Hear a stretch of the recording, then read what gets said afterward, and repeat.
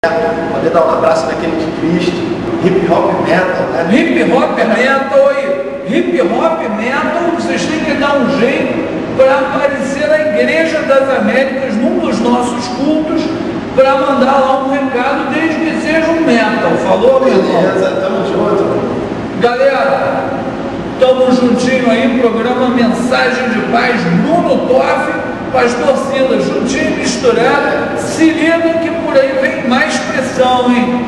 Continua ligado aí, TVC melhor para tua cabeça, hein? Um abração, Jesus no coração. Valeu, galera.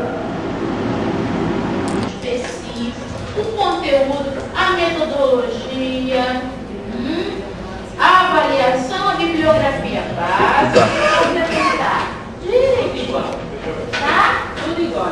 Então, deixa eu tirar. Aí não vou tirar, só que pede o cara para arrumar, porque a minha impressora imprimiu feio assim. Tá fora. A marca não tá legal. Tá? Então, pega essa aqui para a gente começar a pensar mais um pouco. Vamos. Eu quero que vocês façam uma lista de presença. Deixa que eu passo aqui. Pode ser? Então vamos lá. 4 questões fundamentais que, antes disso, aquilo ali ficou claro? Se não ficou, pode falar. Ficou claro que aquilo ali é realizável, tá? Então já vai pensando naquilo ali.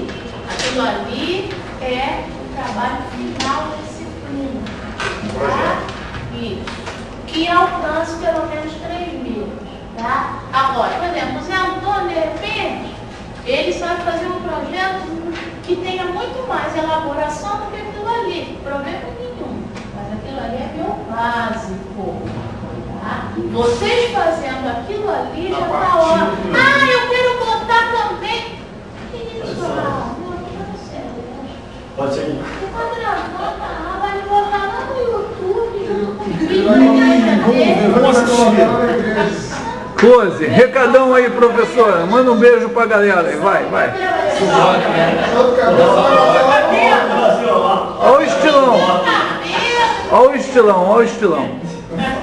Estilão espanhola, vai lá. Aí, o peixe.